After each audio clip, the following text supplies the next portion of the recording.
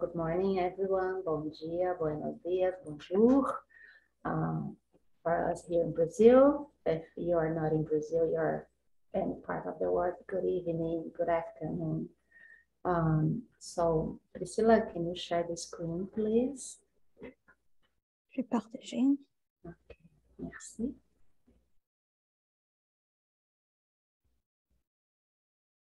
C'est bon? Is that okay? Okay, c'est bon. I hope everyone can understand me and listen well. I'm going to start with the presentation. It's a very short introduction of the webinar, considering the thematic we have chosen for this first webinar, this pilot one. As Benoit said, we hope we can have some feedback from you guys, considering the format and the idea of having more frequent events from our association, the International Association on Work in Agriculture. So we are going to talk, considering the thematic of the webinar, about work and employment within the transformations in value chains and food systems. What has research told us so far? It's going to be me. I'm a professor at the State University of Maringá, and Priscilla Malansky, who will introduce herself in a while. Next one, please. So when we talk about value chains or food systems transformations, which is one of my field research for some years already, we talk about new forms of productions, technologies, logistics, labor process, organizational relations, and networks. So that's what we discuss when we discuss these transformations of value chains and food systems all over the world.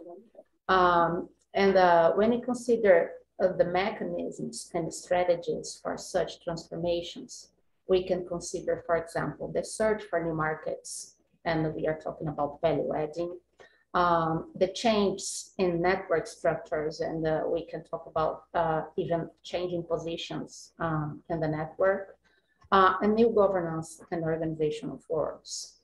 Please see the next one. So we are talking about value chain and food systems. And we have, of course, we have different elements when it comes to theory and approach when we consider the two aspects, the two ideas, value chains or food systems. But there are connections between those two ideas, and literature already brings connections between the concepts of value chain and food systems.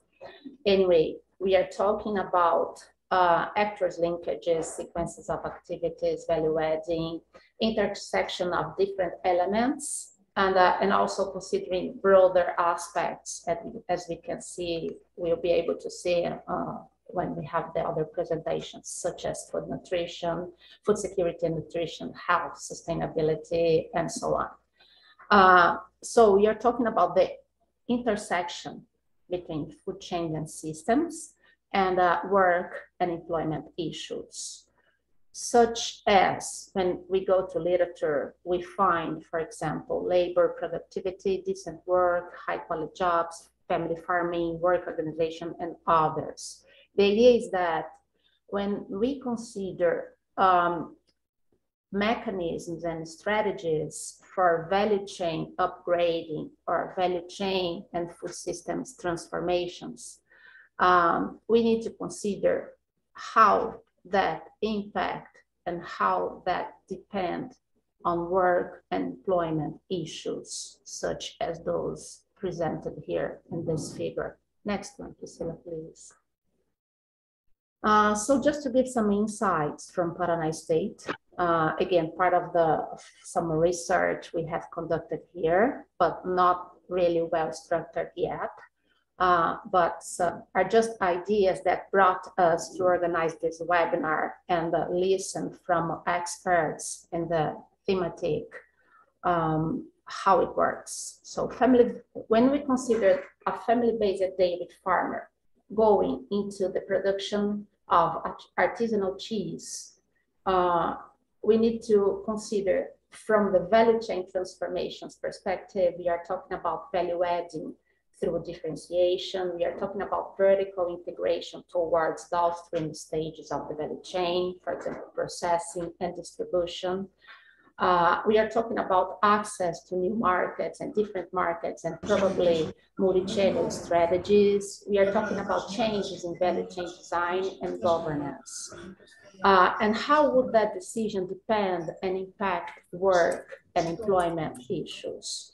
For example, that could change the workload and work organization to accomplish new tasks, different combinations of family and non-family work, including higher labor, for example, including discussions on gendered labor, and also bringing into discussion family succession. It could imply job qualification for the new tasks, and even including sales and contact to final consumers, and also other aspects like social satisfaction and other social issues. Next one, Priscilla. The same thing when we talk about another value chain when it comes to coffee, for example. And a coffee farmer decides to upgrade to specialty coffee and round and ground coffee to final consumers. We are talking about value adding, again, through differentiation and high quality products, access to new markets, multi-channel strategies, local final market, but also global value chains. If we think about selling green coffee to export, and we are talking about changes in value chain design and governance. And how will that change labor and work issues?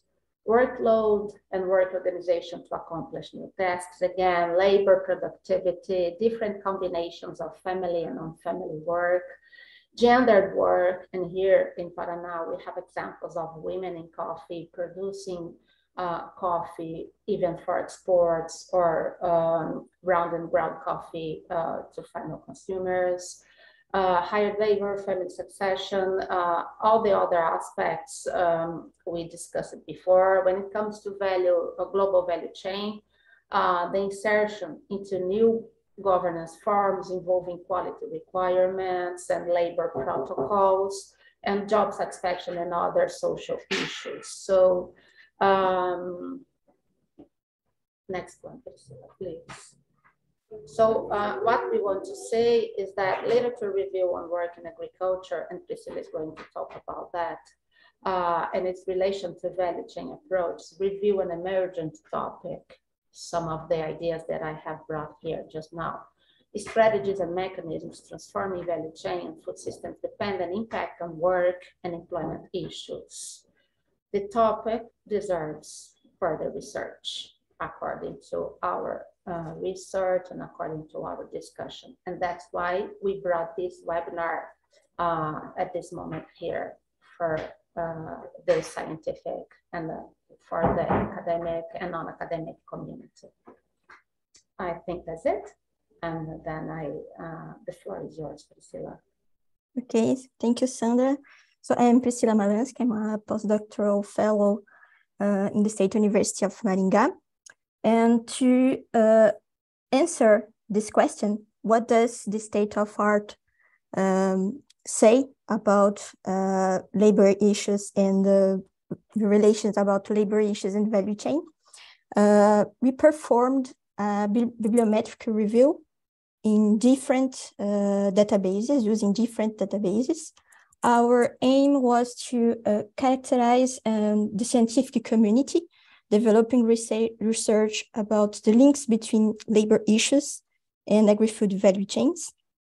In this presentation, I will focus on some results related to the main topics, the main research domains linking labor issues in agri-food value chains.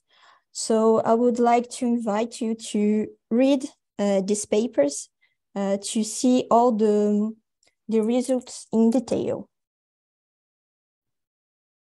So to perform the bibliometric review, we used 3 bibliographical databases: Scopus, Web of Science, mainly the the car collection, and the database of Cielo. So we choose these three databases, donc Scopus and Web of Science, because they are largely known by the scientists. They indexed journals from different disciplines, but they have different profiles. Scopus indexed or better covers social science, for example, while Web of Science better covers engineering and agricultural science. Despite their huge covering, these two databases do not cover very well articles for other languages, like Portuguese and Spanish. That's why we decided to investigate the Cielo Web of Science that indexed journals, publications from journals from Latin America and Caribbean countries. So we used all the time available in the three databases according to when the analyses were performed. We used a query, quite similar query to explore, to investigate the databases. The query is composed by two keyword groups, one related to labor and the other one related to value chain. And then we proceeded to we read the title, abstract, and keywords that allow us to exclude all the off-topic articles related to non-agricultural sector or non-food production. Finally, we select more than 200 articles per database. And then to improve our keyword analysis, we proceed to the normalization of keywords, authors' keywords, according to these three criteria presented here. And then that allow us to perform a network analysis, counting more than 800 keywords in every database. Here you can see the keyword map of the three databases. So you can see that we have, in general, one topic that is central here, and the other topics that are related to this central topic. For the purpose of this webinar, I will present only the common research domains between these three databases and one specific topic from Cielo. So the three common research domains are labor governance in global agri-food value chains through standards, employment in agri-food value chains in impacts on socioeconomic conditions of rural territories, and gendered labor issues in agri-food value chains. And for the first research domain, labor governance in global agri-food value chains through standards, the analysis is focused on how value chain agents coordinate labor issues within the value chain.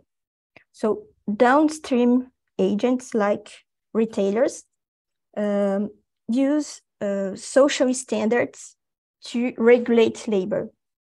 These social standards can be part of a broader standard like sustainability standards. Social standards are strongly related or strongly influenced by the decent work guidelines from the International Labor Organization. The social standards are work through mechanisms like certification and contract farming to influence then how upstream agents coordinate, or they have to adapt their employment and working conditions. So upstream agents here can be the farmers. The compliance and agreements with these social standards through certifications or contract farming impacts also the access to the market. For example, farmers assessing markets in other linked to the role of the downstream agents. The second common research domain is employment in agri-food value chains and impacts on socioeconomic conditions of rural territories. Here we have the impact of global value chains, mainly through two mechanisms: the direct impacts, the indirect impacts of this development, the agri-food value chains development in rural territories. The direct impacts are first employment creation, that is strongly related to hired labor. The second is income generation, that is more linked to contract farming. And then workforce mobility, which is linked to migration and demand for seasonal workers. All these employment related impacts are linked to the indirect impacts of agri-food value chain development in rural territories, which are the poverty level of these territories, vulnerability, socioeconomic vulnerability, and livelihood food security. And then gendered labor issues in agri-food value chains. So the analysis of the labor of women and men changing according to the position in the value chain. Regarding input suppliers, we identified the studies that focus on women access to assets like land, agricultural inputs, and funding. Mostly of cases were related to limitations to this limited access to these assets. Regarding production, the studies analysis is more focused on social division of labor, focus on the men and women work embedded on productive and reproductive activities. Regarding marketing, we have the studies also related to the limitations of women, access of women to the markets due to cultural constraints and social division of labor, and benefits of women inclusion in agri-food value chains. That's a transversal topic. And finally, the specific topic from Latin America and Caribbean countries. We identified that the asymmetric power relations in employment relationship, which is strongly related to three elements: racism, migration, and gender. So regarding racism, we identified two situations. The first, white employers in hosting countries and non-white Latino employees. And second, non-Indigenous people and indigenous farmers or workers. And then regarding migration, the studies are related to employment conditions and labor market dynamics related to legal and illegal migration. And gender, which is related to social division of labor, and again, the barriers of women to work in agri-food value chains. So the asymmetric power relations, according to these three perspectives and the overlapping between them, improve the precarious, increase the precarious employment and working conditions. 3 minutes. So the message that take away is that interactions between upstream and downstream chain agents have impacted and being impacted by labor issues in agri-food value chains. The standards for labor governance is a core subject over the past 20 years. And then the impact of labor governance goes beyond value chain economic concerns. As we see, each goes to decent work, gender, precarity, and asymmetric power relations. So thank you.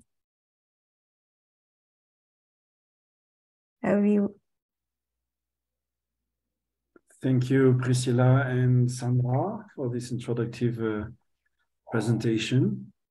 For the moment, I haven't seen any questions on the chat. We have just 3 or 4 minutes to discuss of the presentation.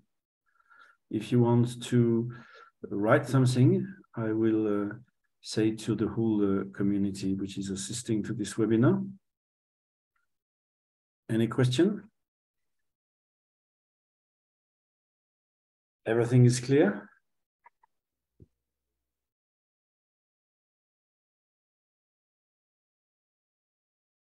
Okay, then let's go to the next presentation. Benoit, just a minute, we have a question in the chat. I don't see any. I think it's a direct message that I received. Okay. So if there is no questions, we go to the next presentation from Stevens. We'll have time to discuss about all the presentations during the discussions. Oh, Barbara is asking, or is commenting, in fact, this is a huge achievement. Have a few questions. Why value chains and not supply chains and market systems? Could you give a response to that? What's value chain is the entry, not supply chain? Yes, Sandra? I can start, and then Priscilla can complement. First of all, we needed to choose an approach because it would be too wide if we didn't choose at first at the beginning. When you consider work and employment issues, some aspects concerning value chain are more clear or more present in literature at the beginning, such as labor standards, labor protocols, and global value chains, especially, which was really discussed over the past years.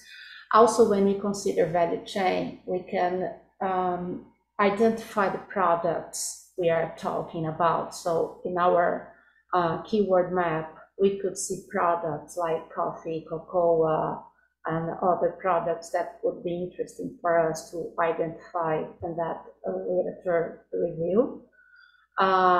Also, we are considering when we discuss value chain, things related to governance, and it brings a connection also to labor governance. So that's why we chose to build our search with the term value chain. But for the Cielo, on the contrary, we used other terms, other approach, and not only value chain. And one last thing, even for Scopus and Web of Science, we had the equation with the term value chain.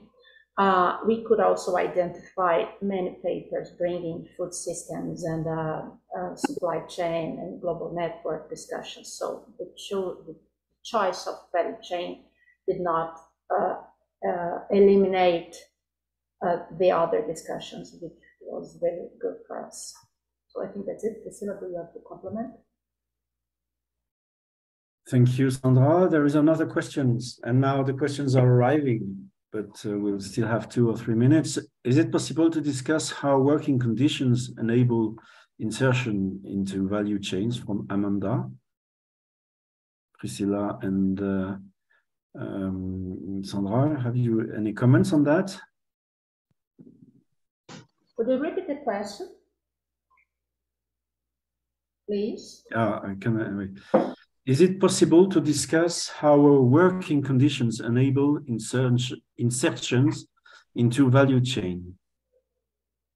I think we'll have some of those discussions with the other speakers, but we could say, for example, that when you're talking about fair trade or when you're talking about global chains, working conditions are an important aspect to access markets and to access the final consumer. So that would be one example.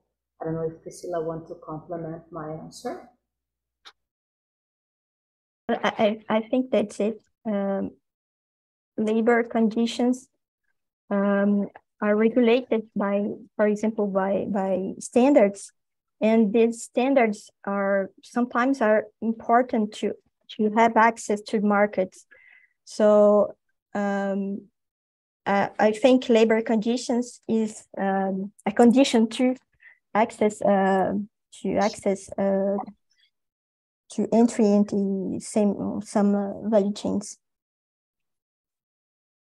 Thank you. We'll stop now. There are other questions, in fact, notably on the definition of value chains and the difference between value chains and agri-food systems, and also on the methods in the bibliometric analysis, are methodologies details or not.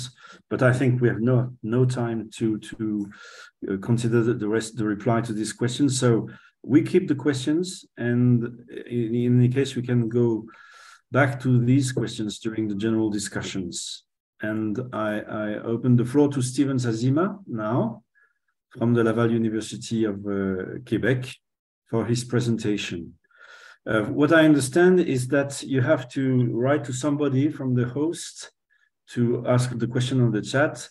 The next person who will be in charge of analyzing the chat following the Steven's presentation is Priscilla Malonsky. So you will have to ask her the questions through the chat. Stevens, the floor is yours.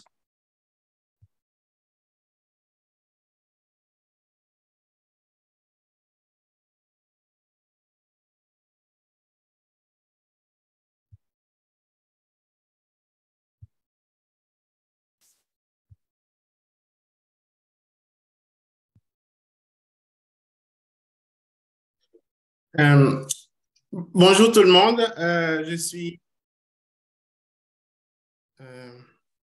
un moment, je pense que je dois désactiver Steven, ça marche bien. Hein? Ça marche très bien. Non, ouais. J'avais activé l'interprétation. Il faut désactiver l'interprétation pour être tranquille. Oui. Ouais. Je pense que je vais... C'est bon, je vais recommencer. OK, ça devrait être bon. Excellent.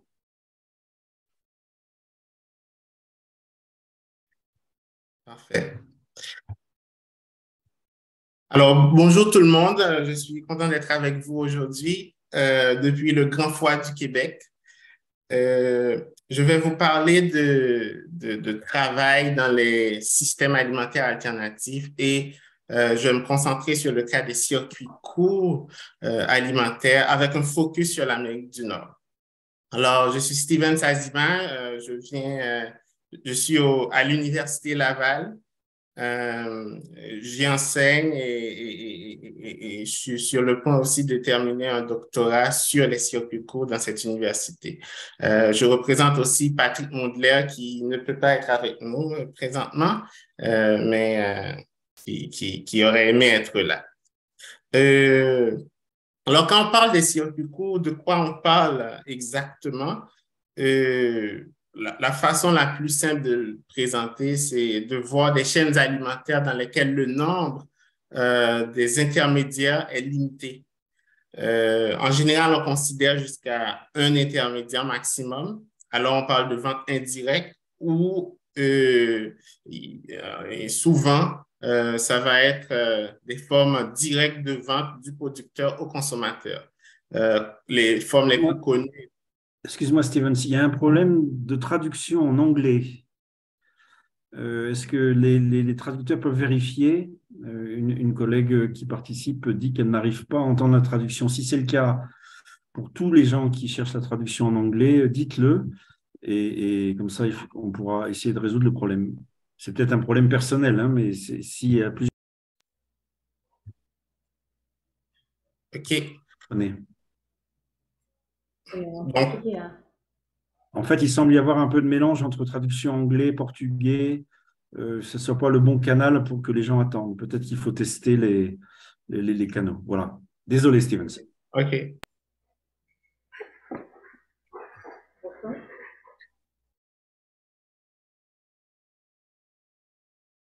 Continuez, excusez-moi. Ah, je peux continuer? OK. Oui, bien sûr. Oui, donc je définissais rapidement ce qu'on entendait par circuit court en mettant l'accent sur les formes de vente directes comme les marchés fermiers qu'on connaît bien où on peut acheter directement auprès des producteurs qui viennent vendre. Il y a aussi les paniers bio qui se sont beaucoup développés dans les pays du Nord depuis les dernières décennies.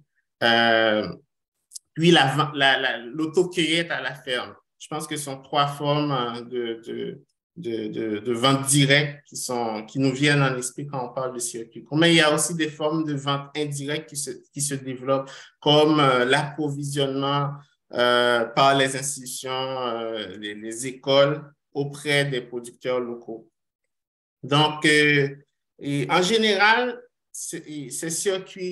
dans ces circuits courts, on ne fait pas qu'acheter un produit. Donc, même si on met beaucoup d'accent sur le nombre d'intermédiaires, mais ça va au-delà. Il y a une idée derrière qu'on essaie de vendre et d'acheter. Et en général, c'est associé à un ensemble de bénéfices environnementaux, sociaux et économiques. Stevens, oui. Okay, you just moved the slides now. Okay, I would say that the slides ouais. Okay, so you're moving just now. Donc, c'est ça, je voulais clarifier rapidement les termes avant d'entrer dans le fond du sujet. Donc, ici, je présente trois graphiques qui montrent quelque chose qu'on connaît déjà assez bien, le fait que les conditions de travail en agriculture, mais dans l'ensemble...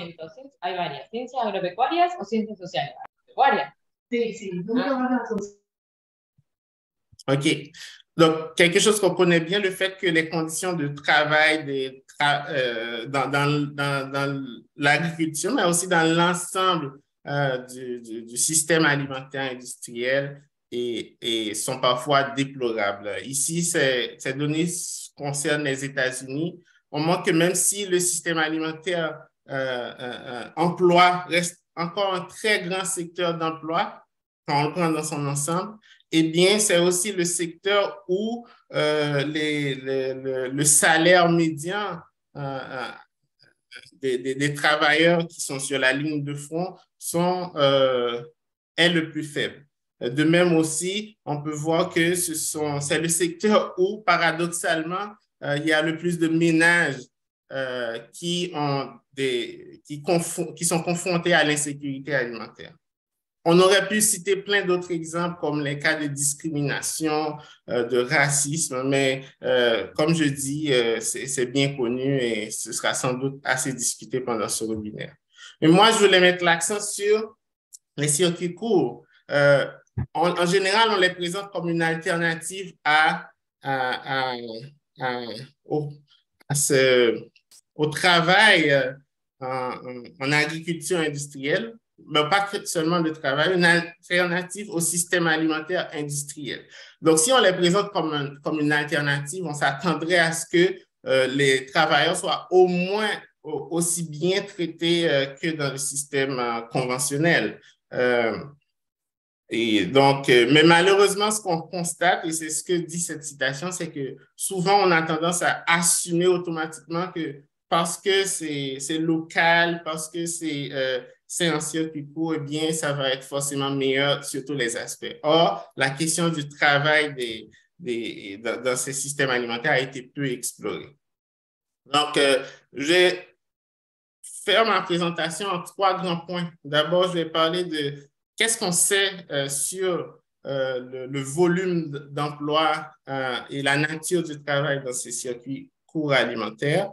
Ensuite, je vais comparer les discours généralement très positifs qu'on associe à ces circuits courts et la réalité du travail.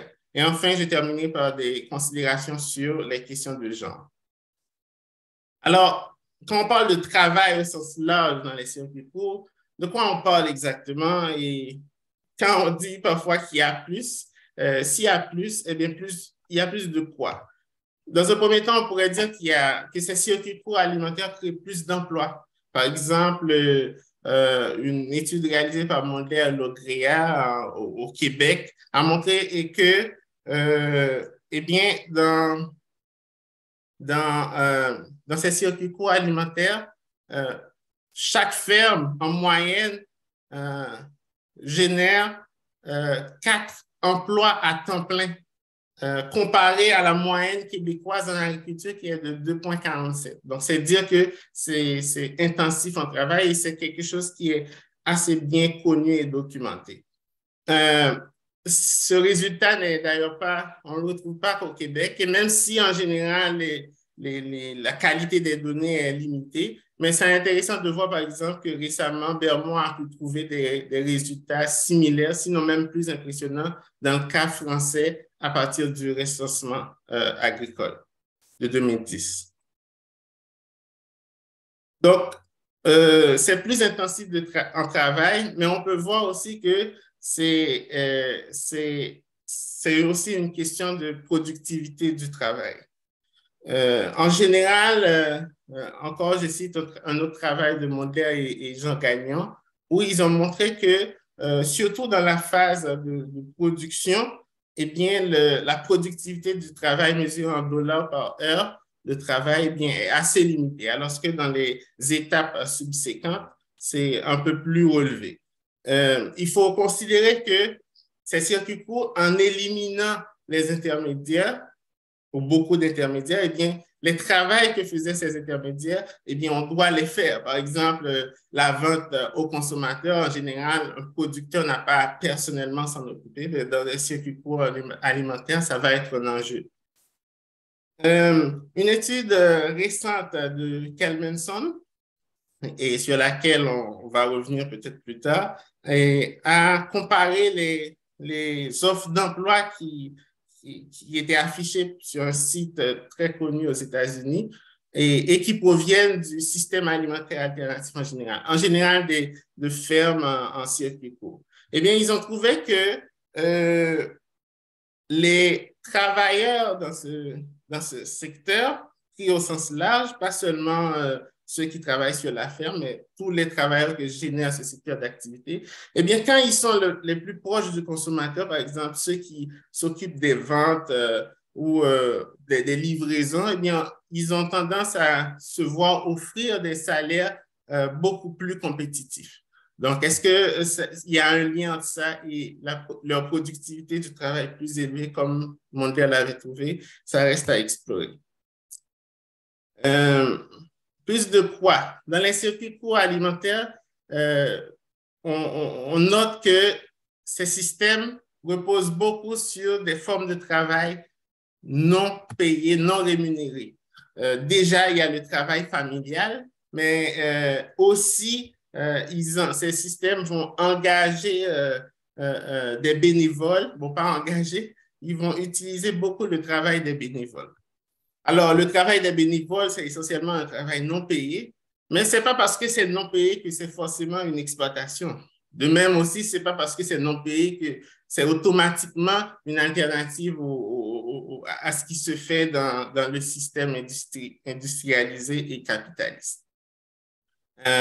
C'est un peu ce que discutait Bionner dans son papier.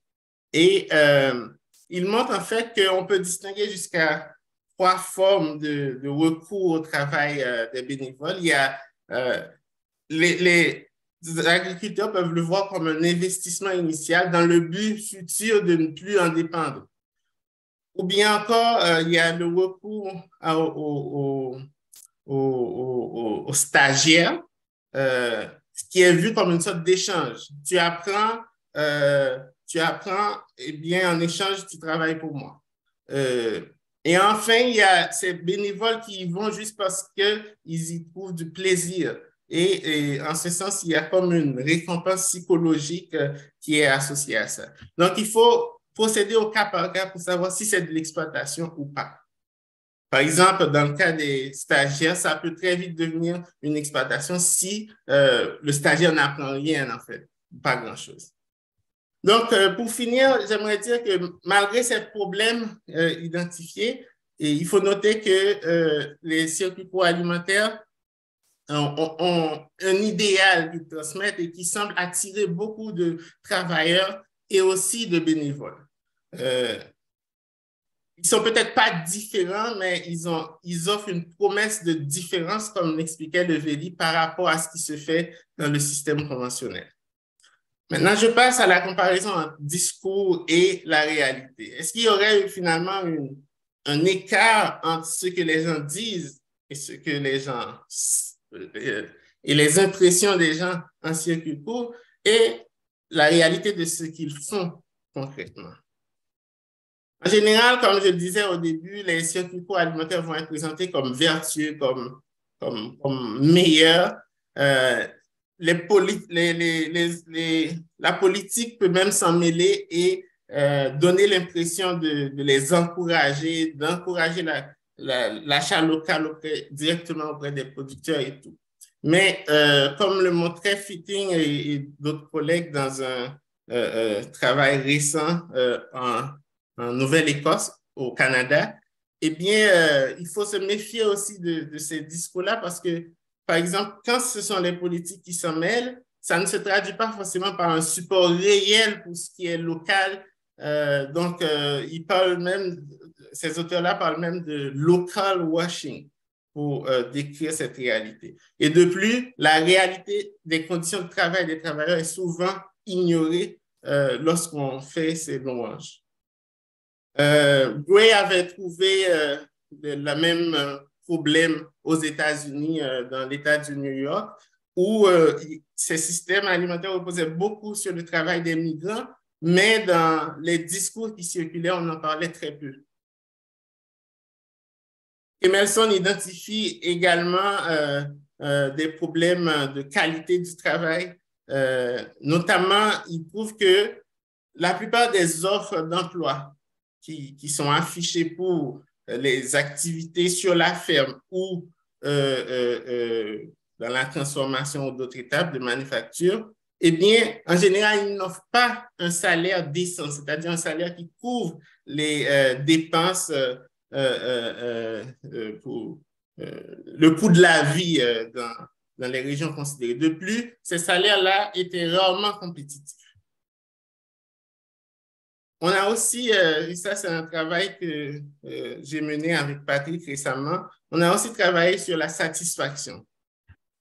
En général, ce qu'on trouve, c'est que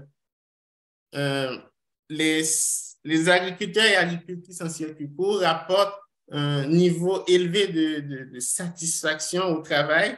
Et on a voulu approfondir cela et on a séparé. Et on a séparé satisfaction au travail proprement dit, l'aspect matériel du travail, satisfaction sociale, satisfaction qu'on retire du fait d'interagir avec les autres, et la satisfaction économique. Et on a trouvé que plus on participe au circuit court, par exemple, plus le producteur dépend des circuits courts dans son revenu, eh bien, en général, c'est associé à une satisfaction plus élevée dans pratiquement les 3 domaines, et surtout au niveau économique et dans le travail proprement dit. Donc, on a des agriculteurs qui nous semblent heureux de ce point de vue, mais en même temps, beaucoup de travaux rapportent qu'ils se sentent dépassés par tout ce qu'il y a à faire, et d'autant qu'ils ne sentent pas forcément que le salaire, que leur revenu compense l'effort supplémentaire à faire, et d'autant aussi que les intermédiaires étant éliminés, il y a beaucoup plus de travail à faire. Et Nichols, dans une publication assez récente, je mets l'accent sur ces publications récentes parce que je trouve que ça permet rapidement d'explorer cette littérature assez vaste.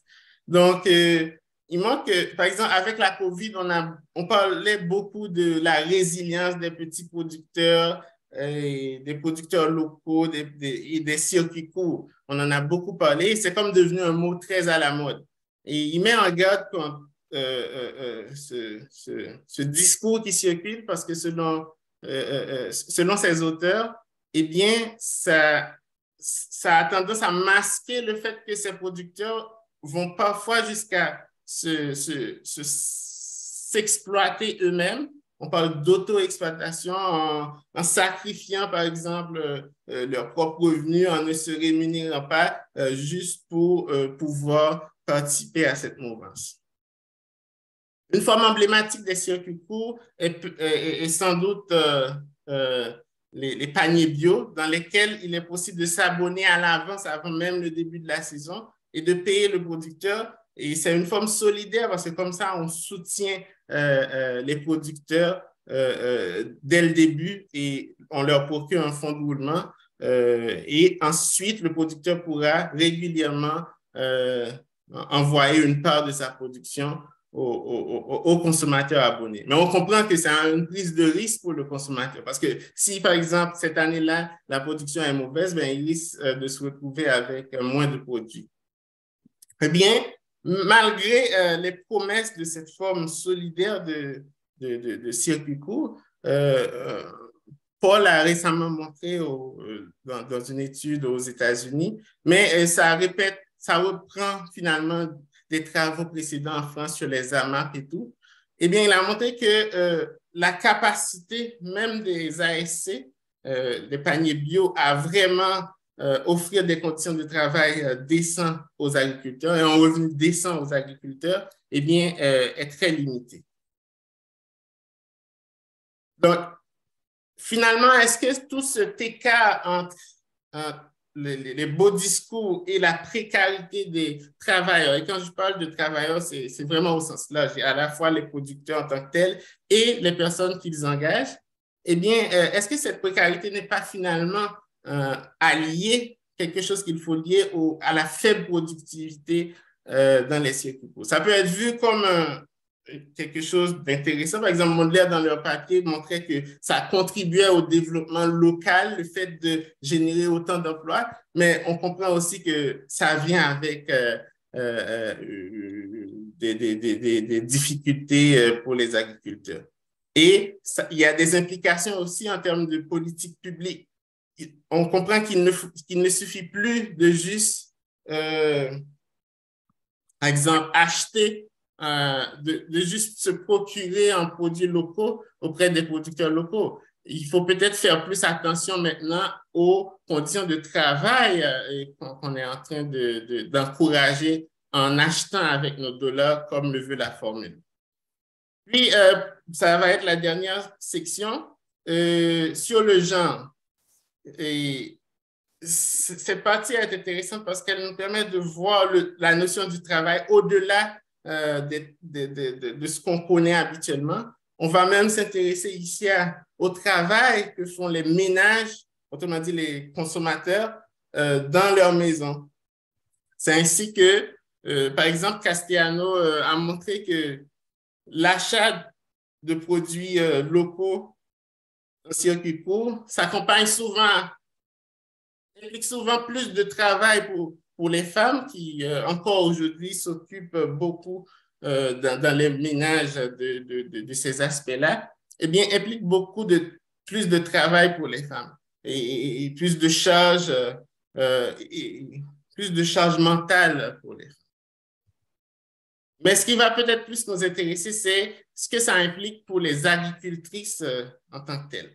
Et d'autant qu'on sait que historiquement, les agricultrices ont été invisibilisées ont été rendues invisibles dans le système, par le système alimentaire conventionnel, même si elles ont toujours été là et ont toujours contribué, mais pendant longtemps, elles ont été invisibles. Et bien, on pense de plus en plus que les circuits courts et en général, tous ces systèmes alimentaires alternatifs pourraient offrir une occasion de valoriser le travail de ces femmes.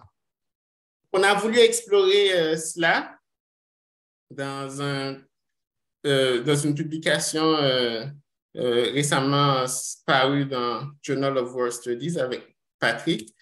Eh bien, on a testé ce que... Alors, il faut dire que ça reposait sur une enquête auprès de 613 agriculteurs et agricultrices en circuit court au Canada. Eh bien, sur l'aspect empowerment, c'est-à-dire comment ces circuits courts-là valorisent les compétences des agricultrices et leur permettent de s'affirmer sur la ferme, eh bien, on a trouvé en général que c'est l'un des aspects les plus remarqués et les plus rapportés par les agricultrices.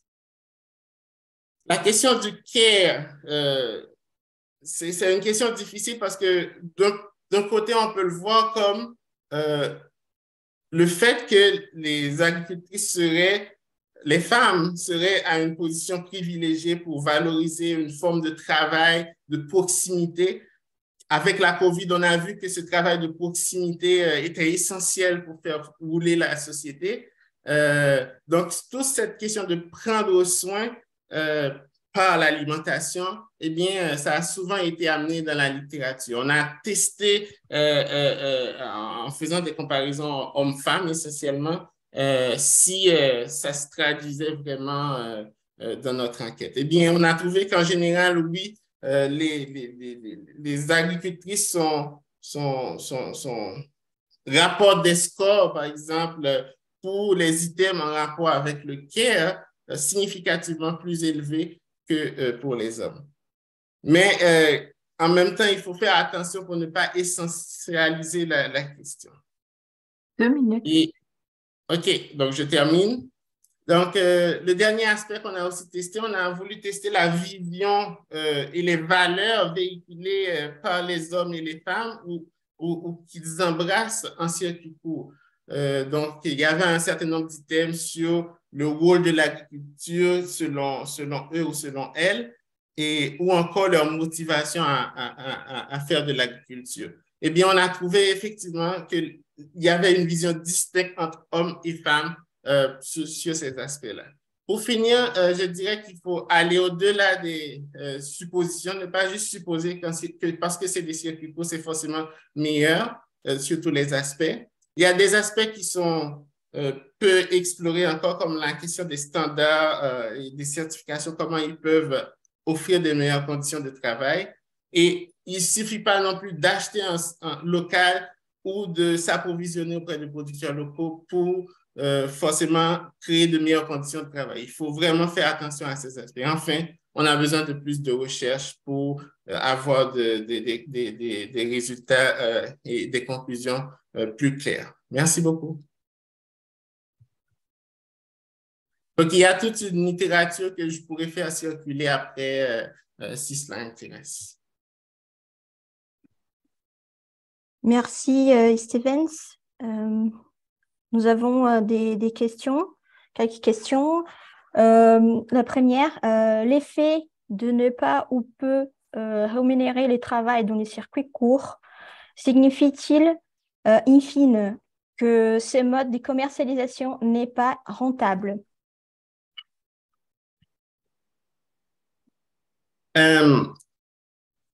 C'est une question intéressante. On pourrait, par exemple, se dire que le fait que les circuits courts reposent autant sur du travail non rémunéré, le travail des bénévoles, on pourrait se dire, par exemple, que sans ce travail-là, est-ce qu'il serait rentable? Mais ce qui est aussi inquiétant, c'est que même avec le travail des bénévoles, la rentabilité n'est pas garantie. Il y a beaucoup de producteurs, surtout au début, qui ont beaucoup de mal à s'en sortir. Mais, bien entendu, ça varie beaucoup en fonction des agriculteurs, mais c'est connu, il y a beaucoup de producteurs qui ont du mal à s'en sortir. Mais n'empêche que ces producteurs-là, et c'est ça qui était intéressant avec notre analyse sur la satisfaction, ils ne voient pas que l'aspect financier. Ce n'est pas leur seule motivation à rester en circuit court. Il y a d'autres aspects comme le contact direct au consommateur, le fait d'avoir l'impression de contribuer à quelque chose de plus grand et d'offrir des produits santé et tout. Donc, tout ça pourrait expliquer la persistance des circuits courts malgré les défis. Et en même temps, le travail de Kemelson montre que c'est en train d'évoluer. Peut-être qu'on aura d'autres occasions d'en parler, mais c'est en train d'évoluer. Peut-être qu'il y a une mise à l'échelle des circuits courts qui pourrait bénéficier à tout le monde. Nous avons le temps encore pour une question. Oui, une question. Est-ce qu'il y a des différences, des conditions sur la condition d'exploitation entre les différents types de travailleurs, les bénévoles ou alors familiales? OK. Juste pour les bénévoles, bon, OK, je vais répondre comme je le comprends. Alors, il faut dire que la question des conditions de travail en tant que telles des travailleurs est encore peu explorée en circuit court. C'est assez parcellaire ce qu'on a. J'ai essayé de faire une synthèse, mais c'est assez parcellaire. Mais sinon, oui, on pourrait déjà distinguer l'agriculteur lui-même on a beaucoup étudié la question de l'auto-exploitation des agriculteurs. Puis, il y a les bénévoles et ensuite, il y a le travail salarié. Donc, ce sont trois réalités assez différentes, je dirais, mais pour lesquelles on manque encore de données.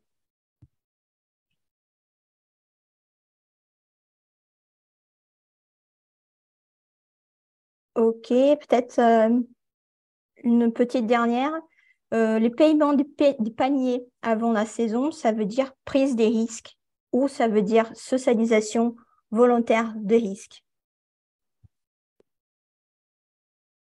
Je ne sais pas ce que la personne entend par socialisation volontaire des risques, mais oui, c'est une prise de risque pour le consommateur. Et c'est socialisé aussi dans le sens où on est vraiment dans une relation sociale qui permet ce genre de rapport. Maintenant, le travail de Paul l'avait montré, la prise de risque est aussi limitée même dans ce format. Pourquoi? Parce que même si les consommateurs disent que, OK, peu importe ce qui arrive, on va te payer dès le départ, eh bien, ce qu'on constate, c'est que la réadhésion à ces abonnements n'est pas garantie. Il est possible, par exemple, que si une saison, ça n'a pas été très bien, eh bien, aux prochaines saisons, on enregistre moins d'abonnés. Donc, finalement, le consommateur semble ne pas être forcément disposé à prendre ce risque sur le long terme.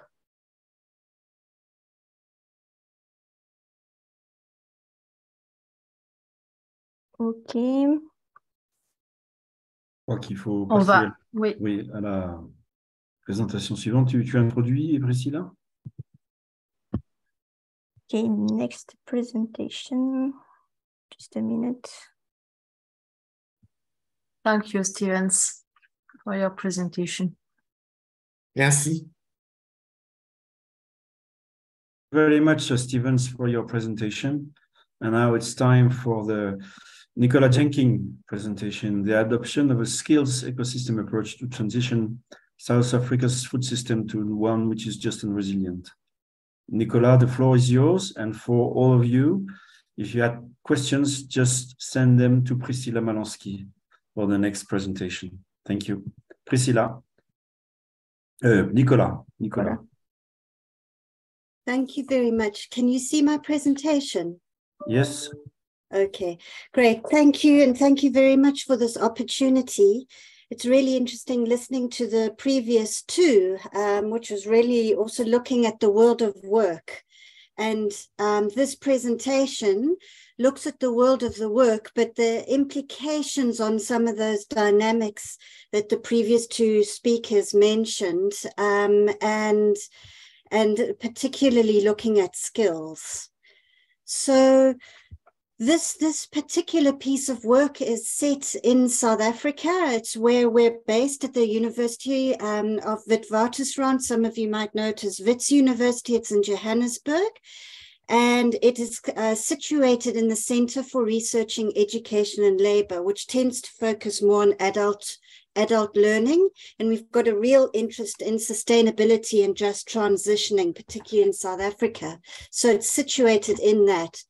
And basically, our premise is that for South Africa's food system, which is very complex and broken, to transition to one that's just, resilient, and sustainable, it requires the appropriate jobs, knowledge, and skills to do so. So all those people in the world of work that have been spoken about in the previous two. This is funded by our National Research Foundation, with WITS, with the University of Zululand and Rhodes University.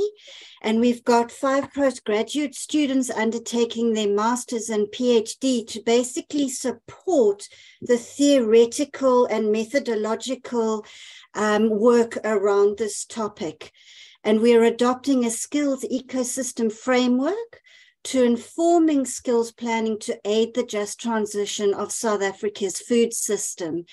And so we're really interested, if any of you've got thoughts or ideas on actually the use of this framework in the field, because the theory really is developing. It's been around, but it's developing and it's being applied.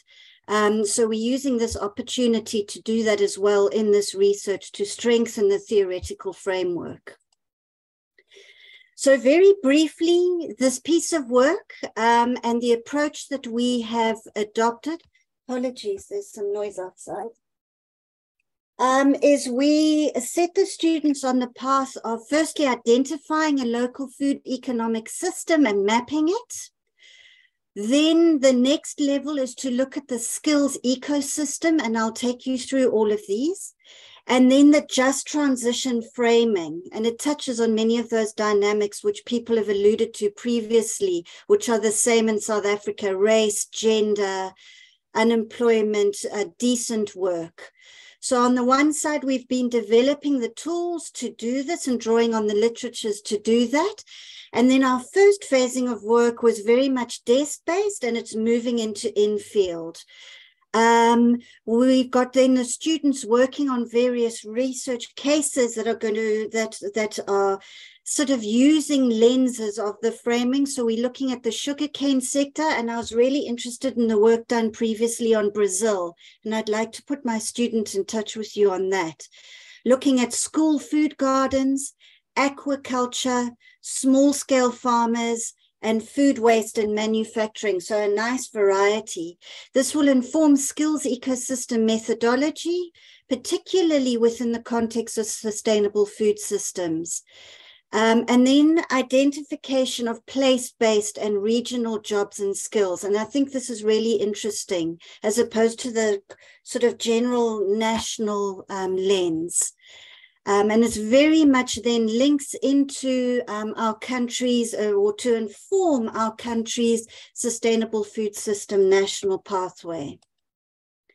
So as mentioned, the very first phase was for the students to map the local food economic system. And here you will see the system is more complex than a value chain. And it's really to start looking at the different dynamics in that. So that's the environmental issues that may be currently identified within the region that you've identified. the economics of that system, what are the main economic drivers in that, the equitability around economics in that, the political system. In South Africa, we have provinces and district municipalities. What role do they play in the food economic system? Are they active or not?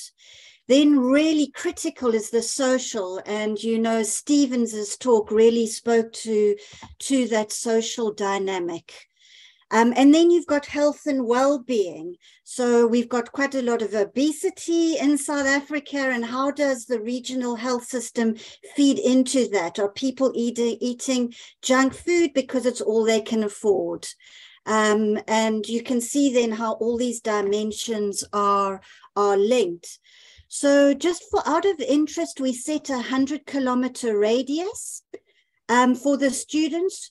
How did we come up with that? It was really interesting. If the literatures went from 300 kilometers, and forgive me if you work in miles, right up to thousands of kilometers in the States. And really it can be determined by the size of your country. So we felt a 100-kilometer radius fitted into food supply chains for regional. So they're describing the geographical location. Is it mainly rural and urban? The geography, is it very mountainous with rivers? And any other key issues pertinent to that. So the level of poverty, is it drought, suffers from drought? So it was really trying to get a sense of that economic system to locate the place, and that place that's going to become the base for mapping those skills and understanding what are the big main issues and the connectivity of those that need to be transformed for the system to become sustainable. Another part of that was to look at the local, was to the main food types and activities in the selected region. And this turned out to be really interesting. So there we not only looked at the main food types that were produced, but we also looked at which ones are mainly processed, and which ones are mainly traded, and what main food types are consumed. And we started to see that there were real disconnects. So for example, and I'll share it with you a little bit later, we noticed in some of our regions, or two of our regions, there was a lot of production of, say, tomatoes or fish, but actually that food was being sent to other provinces where it was being produced. So the economic value of processing wasn't happening in that province. And then quite often product was processed in Gauteng, which is our main area of economic activity. And then it was being redistributed and in trucks back through to the town where it was then sold and consumed. So you had these different layers within the system and focuses on different areas of food types, which was really interesting. We then said to them, choose the top three that really seemed to emerge and say, what was really interesting and why was that food of significance to the local food system? Was it how it contributed to the national economy, if it was sugar or fish or tomatoes, or was it contributing to the local household economy? Was there a number of people employed mostly significant? Was there cultural or historical significance to food and the way food is produced, or traditional foods were being consumed more locally? And then were there sort of issues around, say, health impacts? We then asked them to look at who are the main actors that are involved in those three main food types along the value chain and then the system. So who are the core actors? And these systems draw on the ILO's classification of actors within a value chain. So we looked at the core actors, who's mainly involved in actually touching the food, selling the food, and processing that food. Who are the main service providers? So the businesses who might provide services, so selling seeds, machinery, giving advice.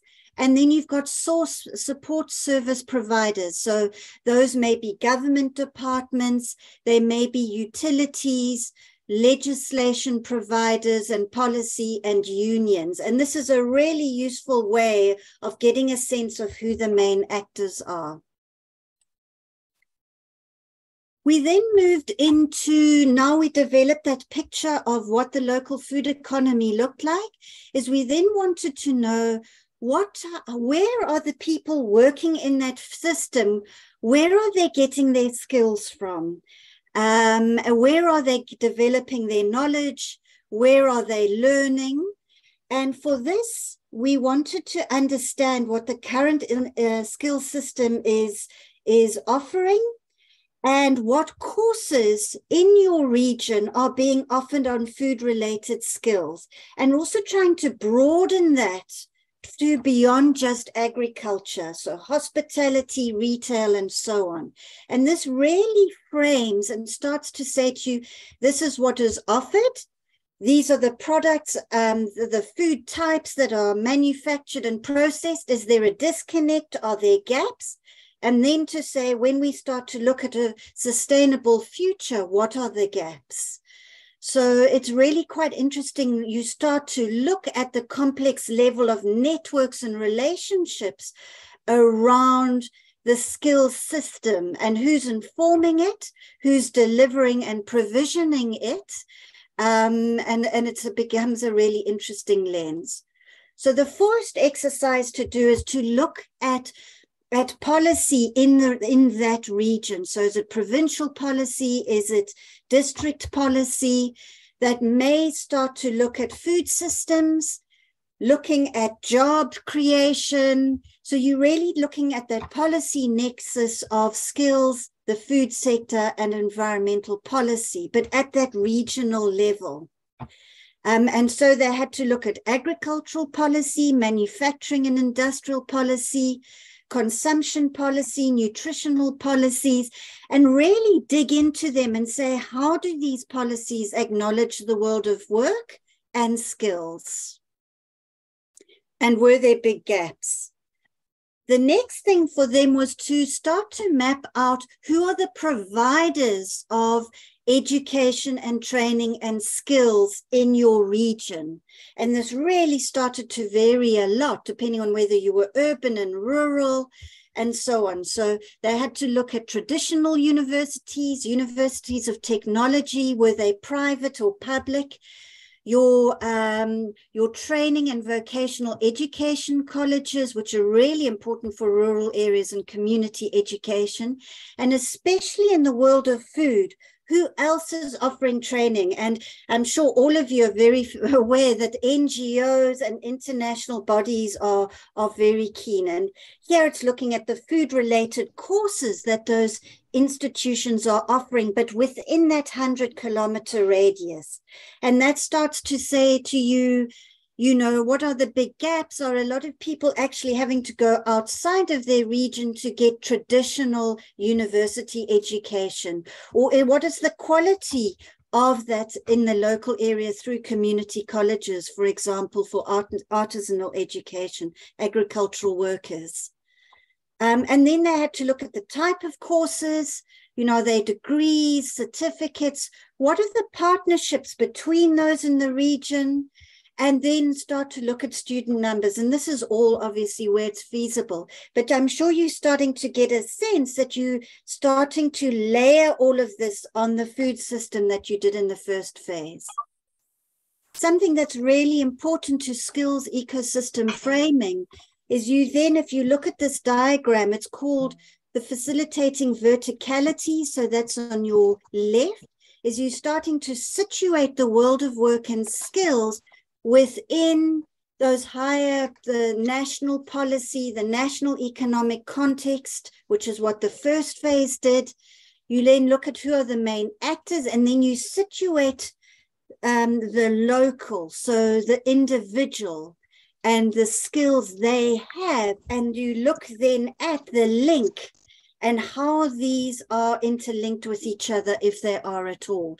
And that's called the 40-degree mediating role of how these all work, and they are all needed for a system to transition. So you need to understand the current and then the trends going forward in order to look at what the system needs to transition to it. So it really illustrates the complexity of networks, relationships, socioeconomic dimensions, and so on.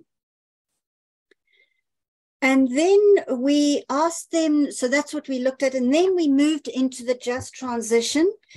Initially, they started doing desktop research, and we said to them, with what they now understand with regards to the current food system and how it may, what's working and what the actors are, and then the skills that are provided, what did they think was required for the just transition of their regional food system, so that 100 kilometers? And in South Africa, just transition is very pertinent. It's mainly been applied to our fossil fuel industry, but we've been starting to apply this work to looking at food. And in South Africa, we are starting to look at 3 areas of justice. So procedural, distributive, and restorative. And they started to look at this and they came up with a vision. Okay. And then we had to say, well, what does that vision mean for the impact on work in that local food system, this vision, the impact on the types of jobs, the skills and knowledge that will be required, and then what the education and training providers in that area will need. Sorry, I just heard some sound effects in the back. Is there someone trying to tell me something? Not. No, I don't think so. Okay. Go on, please. Okay, apologies for that. Yeah, so I just want to share with you one of our cases, just to very briefly illustrate what emerged from this process. So here you can see on Google Maps, we found a program to draw a 100-kilometer radius, and the students zoomed in on that. You can see with KwaZulu-Natal, which is on the northeast province of South Africa, it covers both the ocean, and it covers very rural areas, but it's got some very big ports that are international ports. And actually, we found out that a lot of food was actually coming from other provinces through the port out to international, mainly Asia. That food was being exported. So it didn't even touch the people in that 100-kilometer radius. And the food produced in that area was not even being traded directly through. So some very interesting dynamics. 2 minutes, please. Okay. The foods that they were found there were, there was a real difference between commercial. So sugarcane was very big. Sugarcane production and exported globally, and then subtropical fruits, which were exported out of the region for processing. Then we had large subsistence rural households, which were growing a lot of vegetables and livestock. So quite different stories. Our rural case study was very different to this, and it really illustrated the difference, the use of looking at regions. This just very touches on you the kind of work they looked at. So they drew out the universities. You can see there what was offered and where, the university technology. It's a long list, very interesting piece of work and what those covered. So really what was interesting here is that a variety of degrees, diplomas, and certificates are offered by the universities and colleges, but it's very traditional on animal and plant production, agri-processing, some courses on supply chain management and hospitality, but really it was felt it was quite lacking, and it also didn't really respond to what food activities were taking place in that area. And then in terms of matching the kind of jobs that would needed be for a transition, The students came up with a number of them, and you can see how they really are, they may be different to what's current, but it's also trying to bring food processing back into the region. So you've got food packers and processors, you've got data collectors. It's trying to really enhance the ocean, and because they actually found there was very little use of the ocean. So really very interesting, and trying to enable that thinking beyond just the linear, just looking at agriculture and looking at other types of jobs, which are really all important. So just my last slide on the conclusion is, for us, it's really important to start moving beyond an expanded value or a value chain and looking at the system, which is kind of in essence an expanded value chain, looking at the beneficiaries and the wider actor groups and activities in that. And therefore you start to unpack the complexity. Local regional analysis illustrates place-based uniqueness in crops, foods processed and consumed, whether it's rural and urban. And you can start to extrapolate these regional unique areas of uniqueness to form a national picture, which in our case will inform a national sustainable food system pathway. Skills ecosystem analysis recognizes the network of skills provisioning, and it's a shift away from training the individual to capacitating the network or place to transition. And then a just transition lens really is helpful because it starts to ensure that you are looking at financial equitability, environmental restoration, and social dimensions, which cover a lot of the issues that were covered in the previous conversations or presentations. So thank you very much. Thank you, Dr. Nicola Jenkins. There is no questions in the chat. We have just one question that arrived. Just arrived. Okay. The skills ecosystem mapping seems to rely on formal training provision. Can it also incorporate informal and in-workplace skills development? And how may this have altered your findings? Yes. No, you're quite right. And forgive me the joy of trying to present in 20 minutes. I didn't cover it, but you're quite right. It covers informal learning, most certainly, and the role of work-based learning, especially in vocational education. So learning on the job. And that becomes particularly critical when you're looking at place-based. So yes, it does cover that. Yeah. Okay, no more questions? No, thank you, Nicola. Okay. Thank you.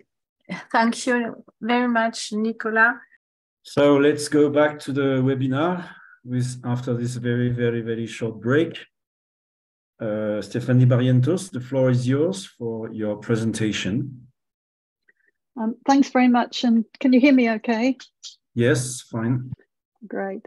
Thank you for the invitation and some very interesting presentations so far. In this presentation, I'm going to draw on research I've done over many years, which is summed up or synthesized in a book I published in 2019 on gender and work in global value chains, but also I'm going to draw on research I've done, collaborative research more recently with the universities of Manchester, other colleagues, the University of Cape Town and the University of Nairobi. So firstly, just a little bit about the context. I think there was a question in the chat earlier about defining global value chains. My research is really focused on the global value chain itself, or agri-food value chain. And the key there is that you've got dominance of very large retailers and large agribusiness intermediaries, such as Walmart or Barry Callebaut, for example, and that they coordinate and govern the chains right the way through, often to inputs. They don't rely on more traditional wholesale markets or more remote intermediaries. So there is a difference for me between a value chain and a kind of broader market, which could include a number of those. A key issue in value chains has been this issue of what's called the purchasing practices of these large retailers and multinationals and multinational agri-food companies, particularly the pressure that they put on to suppliers in terms of delivery and cost. And for the big companies, a key issue there is that they want to capture as much of the value, be it through the retail, through the processing, as they can, and that downward pressure on the price they pay and the delivery times, etc., means that the suppliers get squeezed in terms of the value they're able to capture. But at the same time, the retailers and agri-food companies want quality, and they've become very strict in relation to the standards that suppliers have to apply. And often it's the suppliers, the growers, the farmers, the processors, etc., who have to pay for the implementation of those standards. And this is a big challenge for them. But looking at this issue of fairer trade, and this is fairer, I'm using fairer trade, so not any particular mark, although I will talk about some of the marks in a minute. A big issue in terms of the unfairness, if you like, of trade in global value chains has been that, or a product of it, has been that for suppliers, for growers, farmers, etc., often workers provide the only buffer against these kind of buyer pressures that they're able to control in any way themselves. And often they do this by hiring a lot of casual labor. Smallholders are often used, and women particularly are concentrated in this kind of more seasonal, casual smallholder labor that holds up quite very profitable value chains at the other end, at the retail and the agri-business end. And that means that there's been a kind of consequence of that is that you often have very poor labor standards, especially in agri-food, and especially at the more invisible ends, if you like, small-scale farming and casual labor. And over many years, there have been numerous civil society, NGO and trade union campaigns over poor labor conditions. And increasingly, often they've focused on gender. And I've got an example there, Oxfam's Behind the Brands, in 2013, where they named and shamed and ranked companies according to a number of criteria, including gender and the extent to which they addressed gender issues in their supply chains. And this has certainly put pressure on to the big companies to make changes. Just before I go on, there are two core kind of sets of principles that companies often use or increasingly use. Firstly is the ILO Decent Work Programme. And the ILO defines decent work as employment rights, social dialogue, and social protection. And in that includes gender equality, conventions on gender equality, equal remuneration, etc.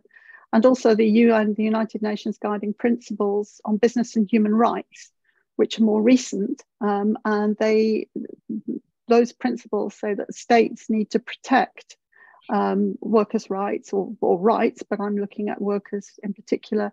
Companies need to respect those rights, and there needs to be remedy for workers.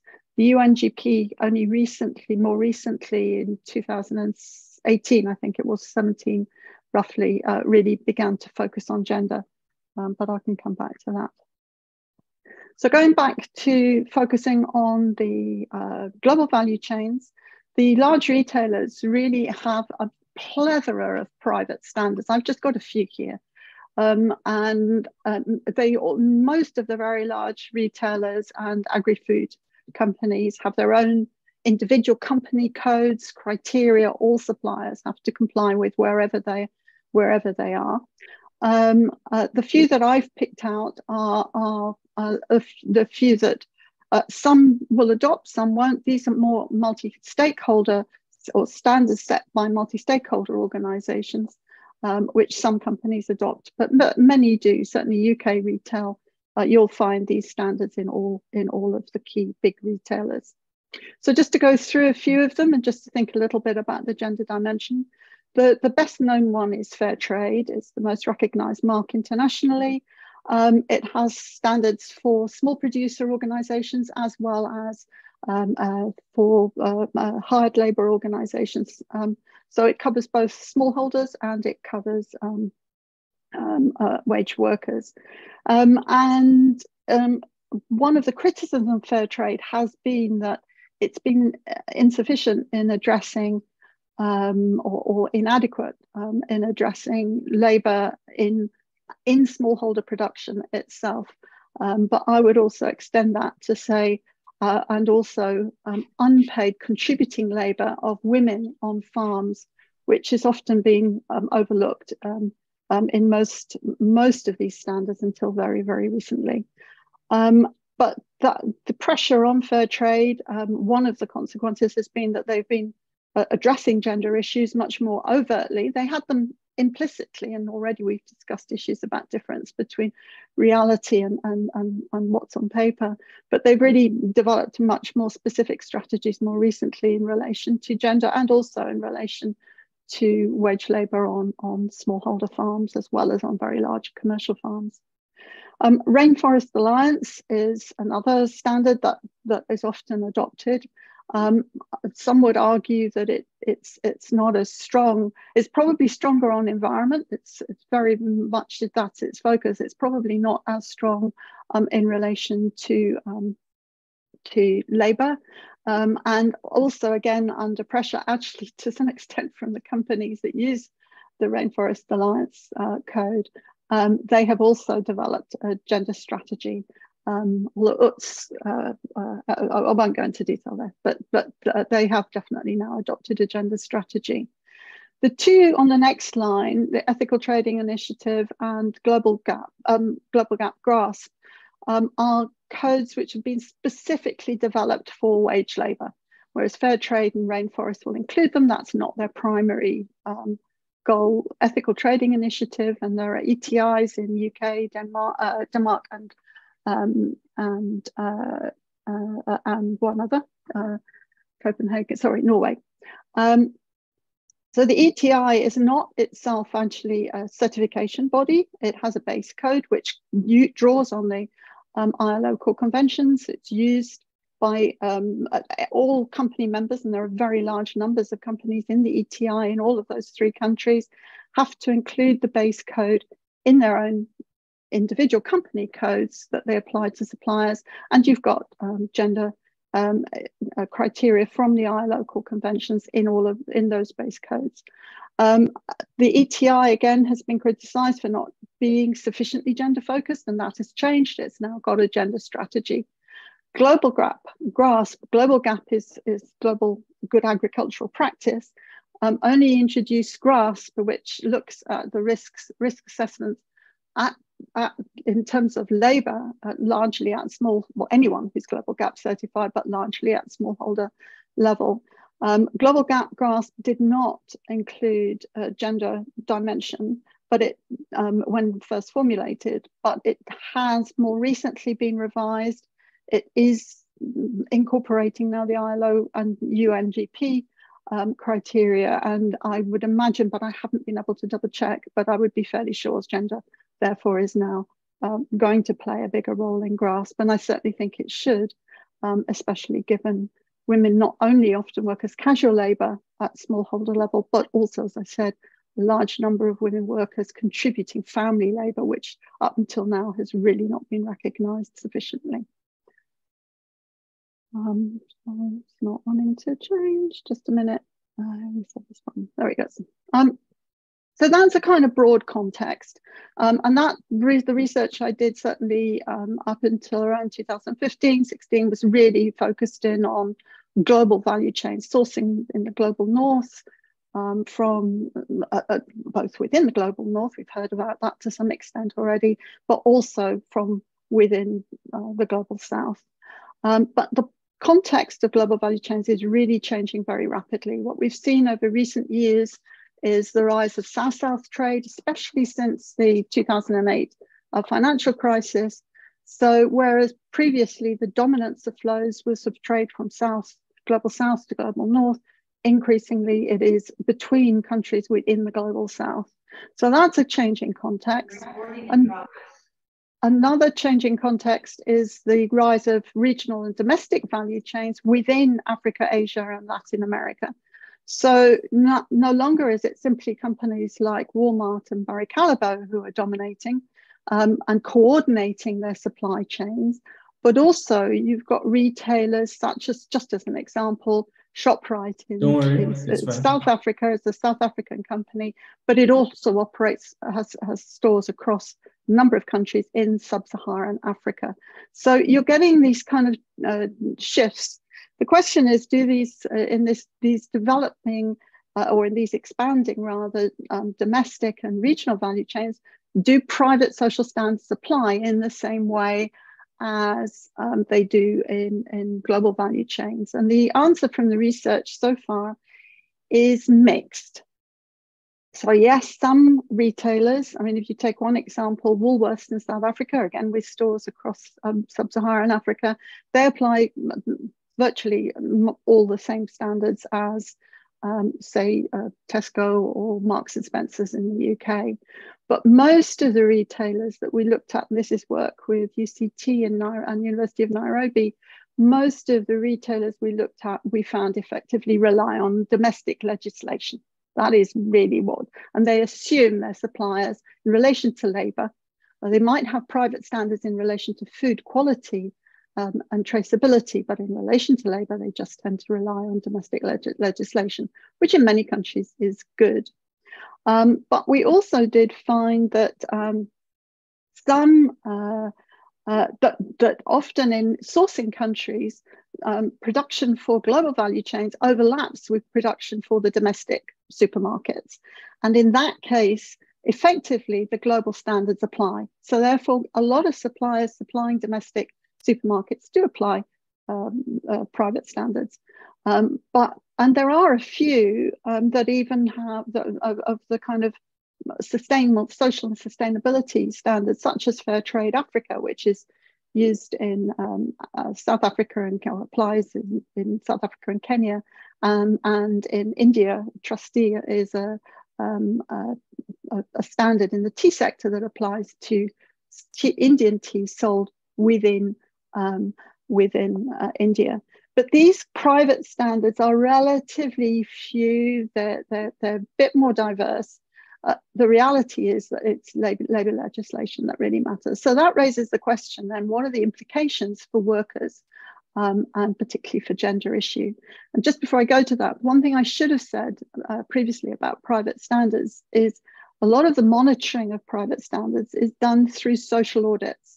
And social audits have been found to be quite good in relation to assessing what we call measurable standards, such as whether or not minimum wages are being paid, documented issues, minimum wages, hours, health and safety. But they are very poor at addressing enabling what we call enabling rights, particularly issues such as gender discrimination and freedom of association, the right of workers to join trade unions. So I missed that earlier, but so that's important to say. But the key in these developing regional and domestic value chains, as I said, is that actually the reliance is much more increasingly on domestic legislation. So that raises the question then of what is actually going on at national level. And it was very interesting hearing the South Africa presentation. My focus is largely in Africa and Asia in terms of research, and that gives you some of kind of sort of a flavour of some of the shifts and changes focus within South Africa. An example I'm going to use is a contrasting example. It's Kenya horticulture and Kenya fruit and veg, and the domestic value chain in Kenya. I haven't got time to go into too much detail. There is on the University of Manchester website, Shifting South program. If you look at that, there's lots of publications from many of my colleagues and collaborators. But just in brief, there's been a big retail transformation within Kenya particularly over the last 5 to 10 years. Kenya had always had its own supermarkets, such as Nakumatt. Nakumatt went in decline and finally closed down. And you've had the move of other supermarkets, international supermarkets, into Kenya the bigger one being Carrefour. ShopRite also moved into Kenya, but didn't stay for very long. It then withdrew. So big retail transformation going on. And also an expansion of domestic supermarkets. There are many others within Kenya, and these are supermarkets that source directly from suppliers, particularly of fresh fruit and veg within Kenya. And again, focusing on fresh fruit and veg, we found that the global and the domestic value chains are interconnected. So the first two of those pictures show, first one is Kenyan veg that's also exported, being sold in Kenyan supermarkets. The second one is South African apples being sold in Dutoy, one of the largest global exporters of apples out of South Africa, also being sold in Kenya. So all of these meet the kind of standards that are applied or in global value chains. But what we also found is that both the GVCs and the DVCs intersect with local, more traditional markets, wet markets, wholesale markets, etc. And at the bottom is a picture of Dutoy apples being sold in a wet market in Nairobi, just to give you a kind of visual. Now, the context matters when you're wanting to understand the extent to which private standards apply in these value chains. L'application des standards dans les chaînes de valeur, surtout quand on n'a pas l'opération globale. C'est pour ça que nous avons cette intersection. Nous voyons au Kenya que le contexte local est très critique. Ils ont fait une constitution en 2010 pour améliorer les droits de travail et surtout en termes d'égalité des genres, avec ce qu'on appelait la règle de 2 tiers, de sorte qu'aucun genre peut avoir plus de 2 tiers. Alors, s'il y a deux tiers d'hommes, il faut avoir 1 tiers de femmes. Mais ils ont aussi adopté au Kenya le principe des Nations Unies de 2016 comme part de ce système. Alors, un grand changement qui se passe ici au niveau de la Constitution, mais aussi et surtout beaucoup de changements. As a result of 2 crises that kind of came together. Firstly, around 2000, I can't remember exactly which year, around 2012 to 2016, there was what they call the MRL crisis. And they effectively, what happened was that global exports were increasingly found in the EU to have excess minimal residue levels. And the EU then started to clamp down on exports of fruit and veg from Kenya. But at the same time, you had rising cancer rates domestically within Kenya, which were being attributed in part to excessive use of chemicals. And that led the combination led the Kenyan government to introduce specifically a value chain regulation, a regulation specific to the fruit and vegetable value chain, which is called KS 1758. That was introduced in 2009. And if you read it, it's essentially a synopsis of Global GAP, ETI, and Rainforest Alliance. So the question is, what's the implications of that for workers? For workers and smallholders. And I should say it's a bit too early to say. It was introduced 2019. The COVID hit beginning of 2020. Effectively, rollout was suspended. Where they focus so far is the application to the domestic supermarkets traceability and actual product standards, things fruit and veg they can test that they take from the supermarket. But the aim is to roll it out to wage workers and smallholders, particularly including women in the future.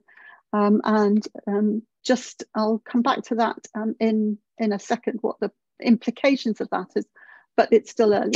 But just before I finish, just a few wrapping up points. Firstly, obviously, we're living in very, very challenging times in terms of deglobalization.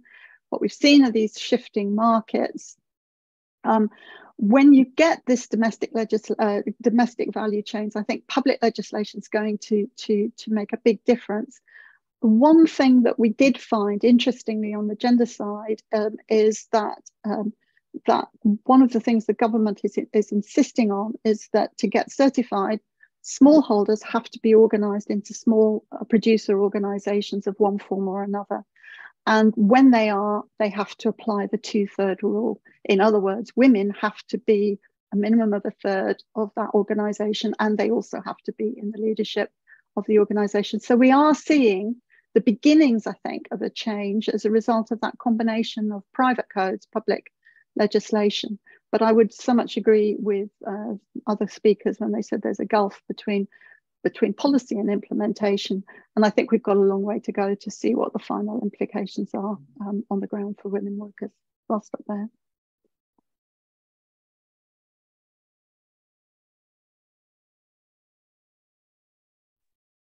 Many thanks. Thank you, Stephanie, for this interesting presentation. We don't have yet questions on the chat, so please, if you have questions, put it in the chat.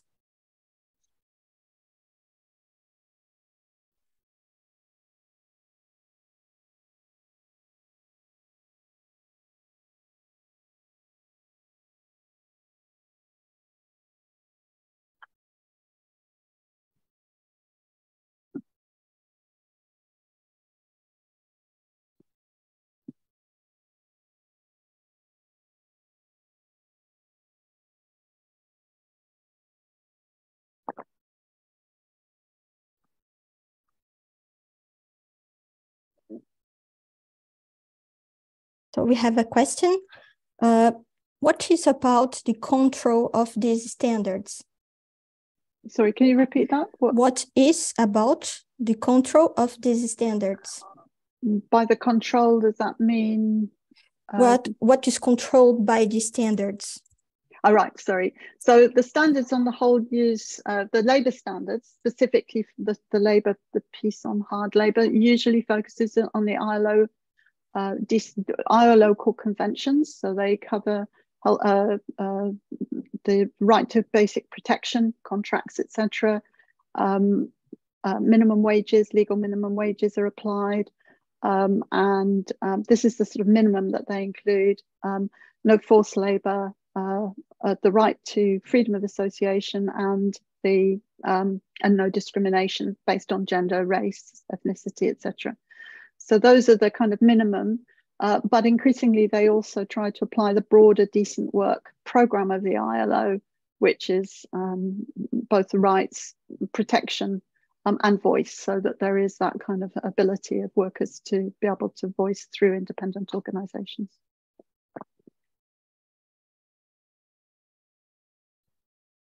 Okay, so should countries encourage their own measurement systems regarding labor? Their one measurement. One measurement system. Yeah. I think the issue of measurement is a complicated one. A lot of the labour market statistics, etc., count numbers, but even then, a lot leave out. Workers are often invisible, particularly casual, seasonal workers. If the survey is done at the wrong time of year, they just aren't picked up at all. So there's an issue with existing measurement. In terms of whether or not decent work standards are being applied, whether the rights, etc. Labour inspectors have, different countries have different labour inspectors and different criteria that they use. There is this large social audit industry that monitors private standards.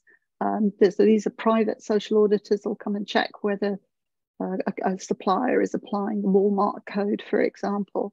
But that social audit industry, there are their moves to have a unified methodology, but there are different methodologies available. But there is a move in that industry to try and unify the methodology. So yeah, that's an issue, definitely. But I think the first thing is to apply what is meant to be happening in countries, particularly where labour legislation is relatively good. On paper, very important. Okay, so any more questions, Priscilla? No more questions? We have 4 questions, but I don't Wow. think we have time. Do we have time, Isabel, for one more question at least? No. No. No. No. Okay. Okay. No. So I think there will be an opportunity to put the observations on the whiteboard using the post-its. First of all, thank you very much, Stephanie, for your presentation. Thank you very much for the invitation to do this summary or to share my thoughts with you. It's not an easy task, actually, after all these very interesting presentations. Thank you very much to the 4 or 5 speakers. And I try to organize my thoughts very briefly on a PowerPoint. I hope I haven't worked with Zoom for a long time, so I hope I can manage that.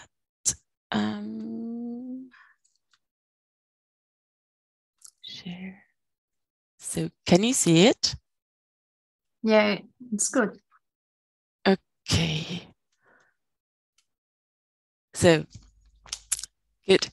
So I tried to come up with one aspect from each presentation, which was most important to me, which also linked to things I'm working on. And from the first presentation, it was the introduction done by Sandra. I noted down that this importance to keep in mind that every decision on adding value to primary products have impact on labor, on work issues. So it's about the workloads. It's about often gendered work. It's about the need for new competences, skills. And I think this is very important because I'm doing mainly research on family farms in Switzerland. And very often I see that the farmers, as everywhere in the world, they struggle to get new income sources for income. And very often they decide, okay, we will go for this or that. And very often it's direct marketing, which we also heard in Steven's presentation. And this means processing of primary products. And very often these are the women doing it on top of other farm-related work, on top of childcare, of other household tasks. We already talked about that, the gendered care work.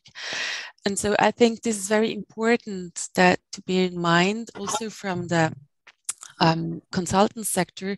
So when I say, okay, you have perhaps to open a new branch in agriculture, so to think about the workload, to think about who is really able to provide all these things, and that you need also new competences. Just to open a direct marketing shop, it is not done with that. You need all the new skills, all these competences. So I think that was very important, and I'm seeing that in my work in Switzerland too. What puzzled me in the presentation, and this was Priscilla's part, that only in the Latin American Caribbean countries literature, it was mentioned this asymmetric power relations.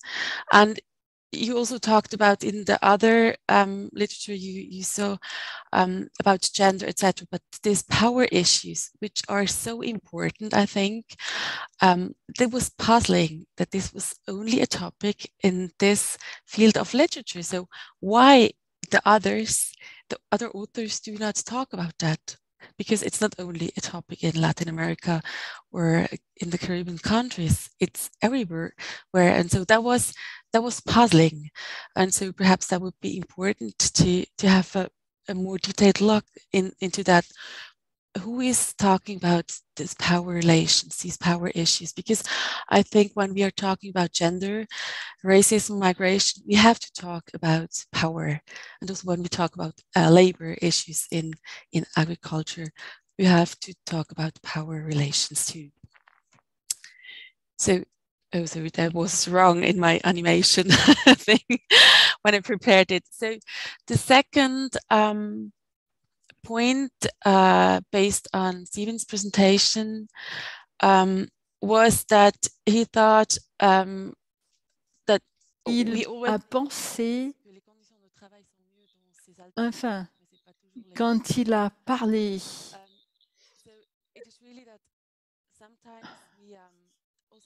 c'est une question que en Suisse aussi, quand nous parlons de ces communautés, quand j'en parle à mes étudiants, et ils pensent pourquoi tous ces bénévoles travaillent sans gagner suffisamment, sans rien gagner, et les peu personnes qui sont employées. But really, it seems that is throughout the whole agriculture, in any system, we have a problem with decent working conditions. And I think this is also, it was mentioned on one of the boards that the importance of decent work. Sorry, I'm at home managing childcare and work, so my son is here, he's ill. I think he's puzzled why I'm talking here in a foreign language and why other people are looking in the screen. So,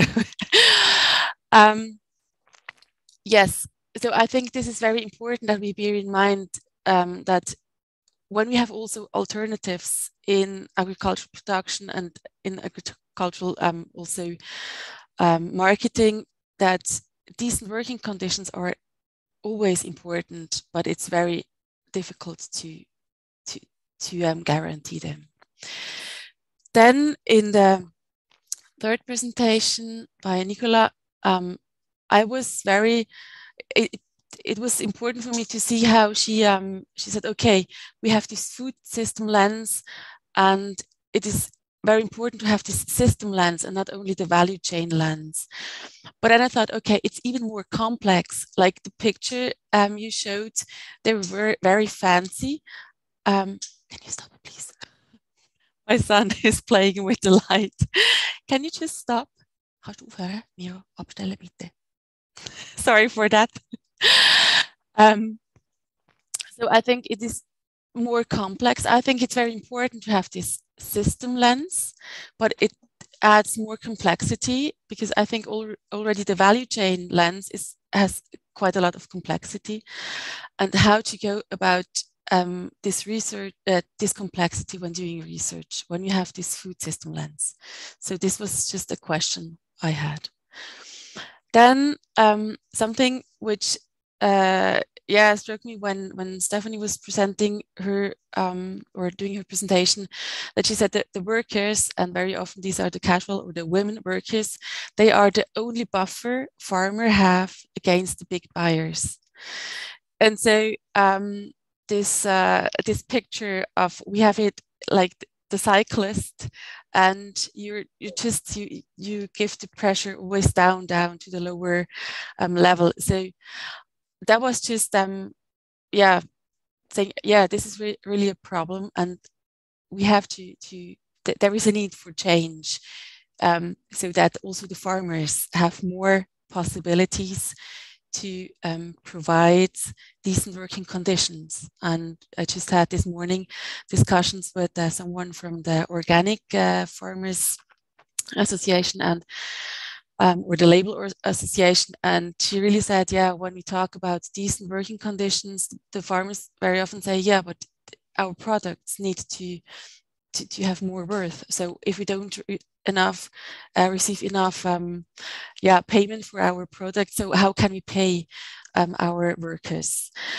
And so I think this was also from the last presentation, but it is like a bit of summary of all the other presentations, like the decent work standards, also the ILO decent work, and also the labels, they do not sufficiently or not at all recognize the family labor, and often the female family labor, which is invisible.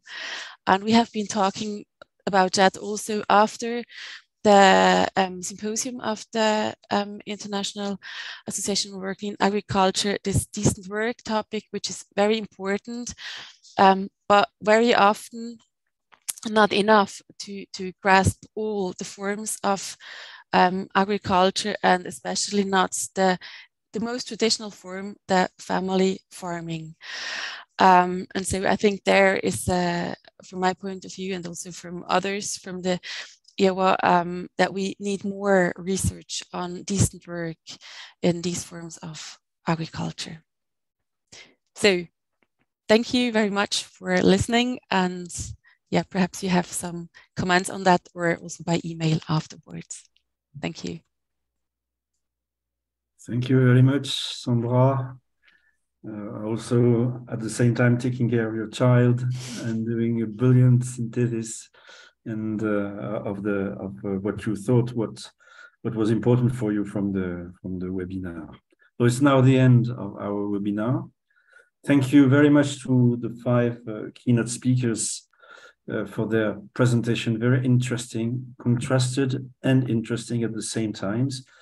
And thank you again, Sandra, for your final comments. Sandra Concern from Switzerland, for your final comments. Thank you for all the participants for your contributions to the discussions and the posted sessions. I think we'll take time to look at what you have developed in the post-its. I think it's food for thought for the future of the research agenda and the discussions of the International Association. So at the end of this webinar, we have 2 comments. The first one is, it's the first time we organize a webinar. If you have any comments on the format, on the way we organized it, presentation, general discussions, posted sessions, and so on, please send your comment to Isabelle Avalanche. And then we'll send you, as registered, only for the registered participants, the PowerPoints and the synthesis and the original of the post-it boards, but the synthesis we make of the post-its. And in a few weeks, the webinar will be online for all the people who wants to look at the website, the IAWA website. So thank you very much. Thank you also, Sandra, Isabelle, Priscilla. And Sandra Schiavi, you have the last words. Yeah, I just want to make a comment. So thank you very much, Benoit, Sandra, all of you that have participated here. I just want to make a comment on that puzzling aspect, Sandra. We are not sure about the reason why, but we have some ideas.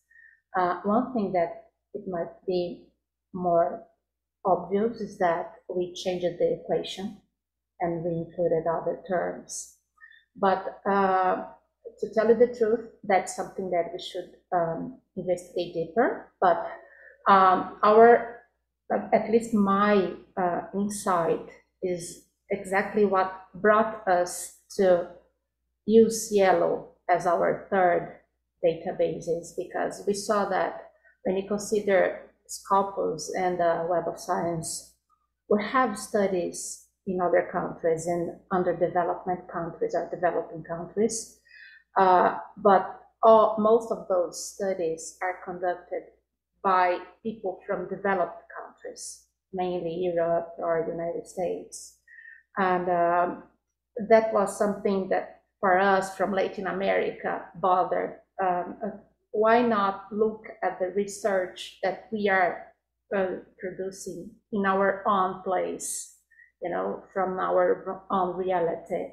So maybe the difference comes from that, because from our perspective, we see different things, and we see more other social, political, historical aspects also connected to colonization and so on. So, but that's just idea. We haven't verified deeply. So I think that's it. If no one else has anything to complement, I'd like to thank again Benoit Duguay, Priscilla Malansky, Isabelle Avalanche for the organization of this webinar. As Benoit said at the beginning, we look forward to your feedback, so please feel free to send us an email about the format and everything, to give a suggestion. And thank you again, Sandra, and all the speakers for the participation. Thank you very much.